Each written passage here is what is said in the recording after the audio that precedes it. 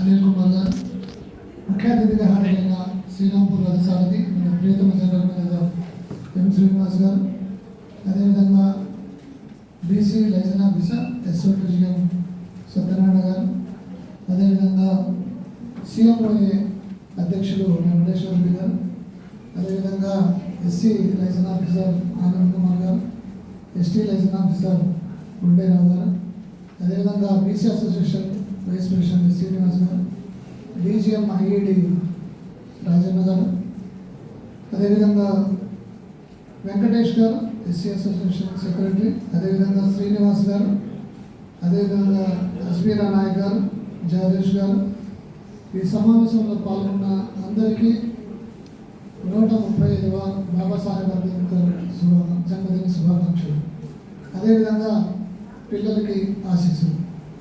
మనం అందరం ఇప్పటి వరకు బాబాసాహెబ్ అంబేద్కర్ గారి గురించి మాట్లాడుతున్నాం.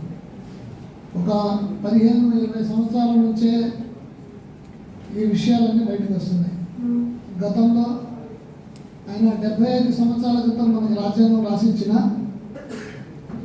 ఆయన గురించి కొంతవరకునే పరిమితమైంది.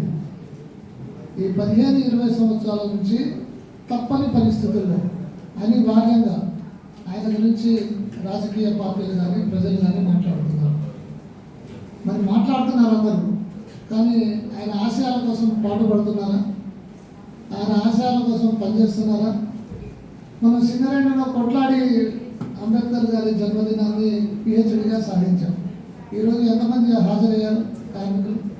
ఒక కార్మిక సంఘం నాయకుడిగా నేను చెప్తే పిహెచ్డి ఇవ్వద్దన్నాడు కార్మిక నాయకుడు అంటారు, కానీ మనం ఎంతమందికి మెసేజ్ ఇవ్వగలుగుతున్నాం?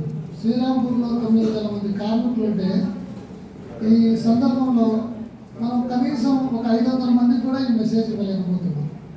మనం ఇలాంటి రోజులు ఎందుకు జరుపుకుంటాం? వీళ్ళని ఎందుకు స్మరిస్తాం?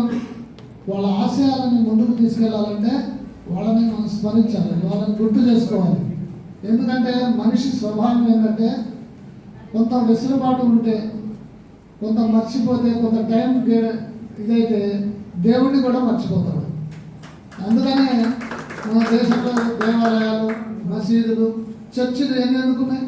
ప్రతిరోజు దేవాలయానికి వెళ్ళమని, మసీదుకి వెళ్ళమని ఎందుకు చెబుతారు?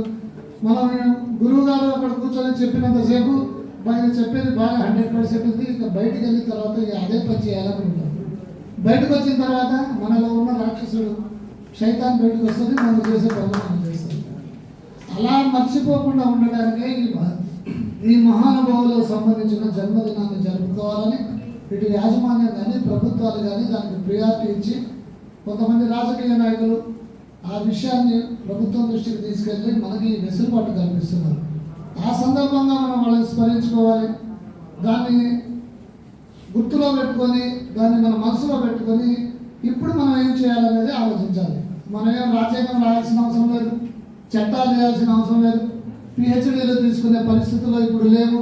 మనం చేయగలిగింది ఏముంది?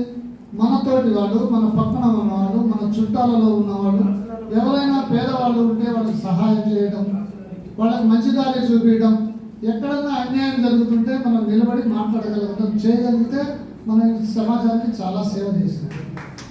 దాంతోపాటుగా మనం అందరం ఇక్కడ ఉన్న వాళ్ళం ఒక ప్రభుత్వ సంస్థలో ఉద్యోగం చేస్తున్నాం. ఈ ప్రభుత్వ సంస్థ ఉంది కాబట్టి ఈ ప్రాంతం అభివృద్ధి చెందింది. ఈ సింగరేణి లేని ప్రాంతం పక్కకెళ్ళి మీరు చూడండి ఎలా ఉన్నారు, పరిస్థితులు ఎలా ఉన్నాయి. పక్కనే మీరు లక్షపేట దాటిపోండి చాలు ఎలా ఉండదు, అటుపక్క ఆసిఫాబాద్ వెళ్ళండి ఎలా ఉండదు. ఆ ప్రాంతాల కన్నా వాటికి సంబంధం లేకుండా మనం ఇంత అభివృద్ధి చెందాం, అంత ఆర్థికంగా ఉన్నామంటే మనకు దేవుడిచ్చిన ఈ అవకాశాన్ని ఉపయోగించుకొని అంతో ఇంతో మన పేదవాళ్ళకి సహాయం చేయడం ద్వారా వాళ్ళ ఆశయాలను మనం తీసుకెళ్ళడానికి ముందుకుంటుంది. ఇలాంటి రోజులు జరుపుకున్నప్పుడు మేము ఈసారి నుంచి ఇది చేస్తామని ఎప్పటికప్పుడు ఏ రోజుకు ఆ రోజు అవకాశం దొరికినప్పుడల్లా మన మనసులో అనుకోవడం ద్వారా అది ఒక ఫిక్స్ అవుతుంది. ఒక జీవన విధానంలో మనం అవన్నీ వస్తాయి. కాబట్టి మీరందరూ తప్పకుండా మాతో పాటుగా మనం అందరం కలిసి బాబాసాహెబ్ అంబేద్కర్ గారి ఆశయాన్ని ముందుకు తీసుకెళ్ళడానికి ఈ జన్మ